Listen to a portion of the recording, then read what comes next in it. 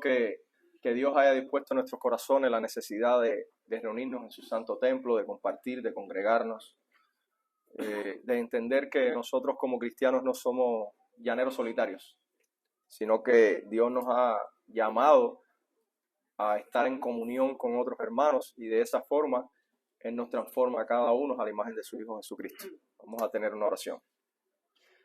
Amado y Santo Padre, te doy gracias en esta mañana porque hasta aquí nos has traído y nos has traído con bien.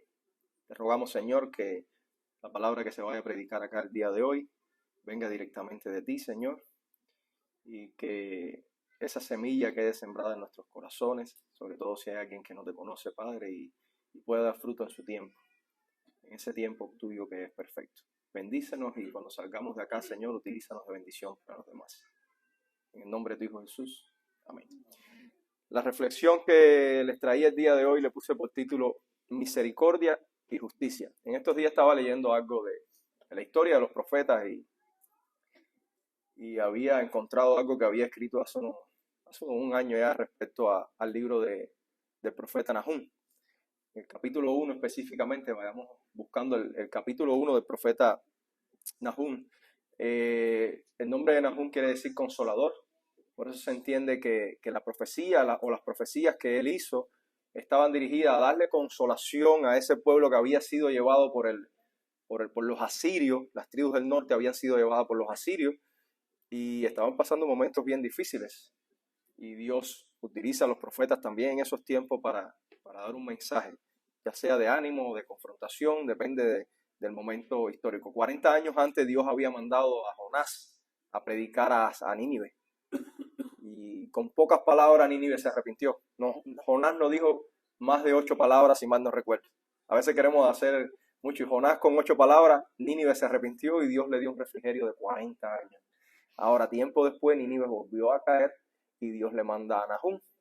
Y dice, el capítulo 1 de Nahum dice, versículo 3, la primera parte voy a leer, la parte A, dice, el Señor es lento para la ira y grande en poder, y ciertamente el Señor no dejará impune al culpable. Una de las frases que más abundan y que tú escuchas a diario es, Dios me ama. Es correcto, ¿eh? Y qué gozo, qué alegría nos da a todos saber que Dios nos ama. Es una tranquilidad, es la paz que mi esposa hablaba al principio, que sobrepasa todo entendimiento. Esa paz que nosotros podemos tener, que Cristo nos garantizó a través de su muerte en la cruz. Pero es que a veces escuchamos esa frase de todo el mundo. Escuchamos esa frase de absolutamente todo el mundo. Y este versículo nos da dos caras de estos atributos específicamente de Dios. Cuando leemos la Biblia y leemos todo el consejo de Dios, incluso lo que no nos agrada, nos damos cuenta que en la relación con Dios, no solo de nosotros, sino de los impíos, las personas que no conocen a Dios, no todo es color de rosa. Tenemos un Dios que es amor, tenemos un Dios que nos ama por sobre todas las cosas, tenemos un creador amoroso que cuida de cada uno de nosotros, pero realmente no todo es color de rosa. Y Nahum nos da un contraste aquí. Nahum nos dice, el Señor es lento para la ira y grande en poder. Esa es la parte positiva, pero era la segunda parte, dice, y ciertamente el Señor no dejará impune al culpable. Por un lado nos remarca que Dios es paciente para con los impíos y que prolonga el enojo para los que son malvados. Esta no es la primera vez que esto se dice en la Biblia. 40 años antes, cuando Jonás había ido a Nínive, Jonás no quería ir porque sabía que Dios podía perdonar. Y él es caprichoso, como muchas veces nosotros. A veces nosotros queremos que Dios se desquite de los que nos han hecho el mal. Y lo mismo estaba pasando con Jonás. Él quería que Asiria y que Nínive, que era la capital de Asiria, sufriera por todo lo que le había hecho a las tribus del norte que se habían llevado. Y miren lo que dice Jonás en el capítulo 4, al final casi, en una queja que él le hace a Dios y le dice, y oró al Señor, Señor, ¿no era esto lo que yo decía cuando aún estaba en mi tierra? Por eso me anticipé a huir a Tarsis. Ustedes saben que Jonás le dijeron, vaya para Nínive y él cogió para España. Me voy para España, yo no voy a hacerle caso al Señor. Dice, porque yo sabía que tú eres un Dios clemente y compasivo, lento para la ira y rico en misericordia, y que te arrepientes del mal anunciado. O sea, no es la primera vez que se hace esta descripción específica de Dios. De hecho, mucho antes, en Éxodo, cuando Dios le va a dar las segundas tablas de la ley, a Moisés le dice, sube, toma 2 tablas iguales que las anteriores y ahí vamos a volver a escribir la ley. Y ahí en ese encuentro con Moisés dice, entonces pasó el Señor por delante de él y proclamó, el Señor, Dios compasivo y clemente, lento para la ira y abundante en misericordia y verdad. Versículo 7 de Éxodo 34.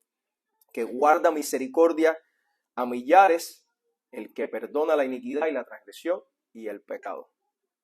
No es la primera vez que se habla de que realmente Dios es amor y es lento para la ira. Pero a veces no nos gusta escuchar la otra cara de la moneda. No nos gusta escuchar de ese otro atributo de Dios, de la justicia divina. Y este mismo versículo, este mismo capítulo de Éxodo, en el versículo 7, la porción B del versículo 7 de Éxodo 34 dice, pero, y que no tendrá por inocente al culpable, que castiga la iniquidad de los padres sobre los hijos y sobre los hijos de los hijos hasta la 3ª y la 4ª generación. La gente no quiere escuchar esto. A veces nosotros no queremos escuchar eso. Y nosotros somos llamados a proclamar todo el consejo de Dios, desde Génesis 1 hasta el final de Apocalipsis. No hay nada que Dios no te diga. Vaya y dígaselo. A las personas no les gusta escuchar del atributo de la justicia divina. Y nosotros a veces no tenemos la valentía suficiente para hablar de la justicia divina. ¿Por qué? Porque Dios no aprueba el mal. Y eso forma parte del amor también. Que Dios no apruebe el mal y que castigue al culpable forma parte del amor de Dios. Es como nosotros los padres cuando castigamos a nuestros hijos. ¿Lo hacemos por qué? Por amor a ellos, para transformarlo, para disciplinarlo. La Biblia es clara y nos enseña que Dios al que ama, disciplina. Dice Nahum 1, el versículo, a veces las personas ven que la tardanza en la llegada de Cristo, los que tienen por tardanza esa llegada que todavía no llega, hay gente que lo entiende como que es falta de poder de Dios, como que es como que Dios ya no va a venir. Hay gente que dice, no, ya llevamos 2000 años esperando, ¿verdad? Dios no va a venir, Cristo no va a venir.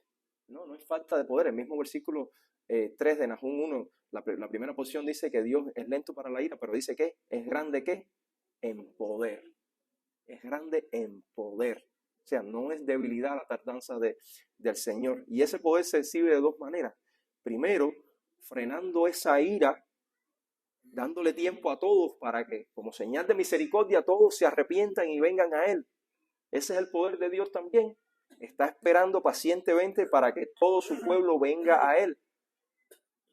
Y la otra parte es que también el poder de Dios se expresa, lo que dice también en estos versículos del capítulo 1 de Nahum, dice, tomando venganza del pecador no arrepentido en su momento preciso. En su momento preciso, no se apuren, Dios se va a encargar. Todos queremos que todos vengan en arrepentimiento y arrodillados a Cristo. Pero hay que estar claro que eso no va a ocurrir. No todos van a venir. No sabemos quiénes son, pero no todos van a venir. Y a muchos no nos gusta esa idea de un Dios vengador. A muchos no les gusta la idea, como decía alguien, me decía, no, la gente tiene la idea de Dios un viejito con un palo dándole con el palo por los pies cuando tú sacas. Hay veces que esa idea realmente no es real porque Dios es amor. Pero a muchos no nos gusta esa idea de un Dios vengador. Sin embargo, 3 veces al principio del capítulo 1 de Nahum lo dice. Mira lo que dice el versículo 2, dice, Dios es celoso y vengador es el Señor. Número 1, vengador. Continúa, vengador es el Señor e irascible. O sea que es propenso, la palabra irascible quiere decir propenso a airarse también por el mal de la humanidad. Y dice, el Señor, tercera vez, se venga de sus adversarios.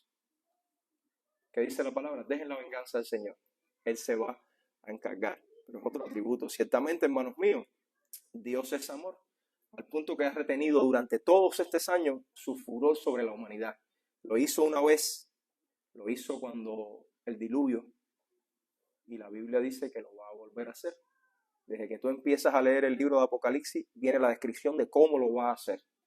Literalmente. Aunque el libro de Apocalipsis es un libro simbólico, pero ahí está escrito cómo van a pasar las cosas. Pero la idea de todo este tiempo es que las personas vengan en arrepentimiento y fe, confiando en la obra salvadora de Cristo, el único mecanismo que Dios utilizó para acercarse a Él, la crucifixión, el caminar sin pecado de Cristo por esta vida y la resurrección que fue la que permitió que Cristo se sentara ¿qué? A la diestra del Padre.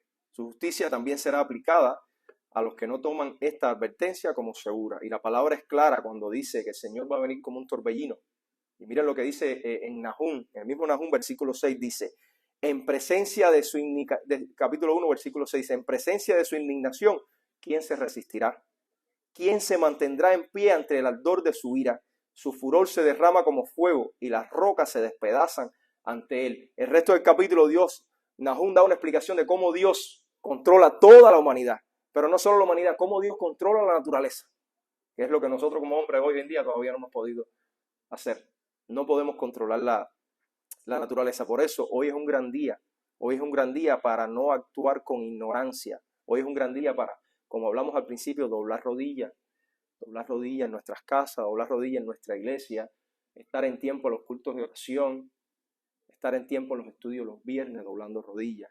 Y hoy es un buen día para responder al llamado que hizo Pedro en Hechos 3:19, donde decía, arrepentíos y convertíos para que nuestros pecados sean borrados a fin de que tiempos de refrigerio vengan de la presencia del Señor. Dios les bendiga.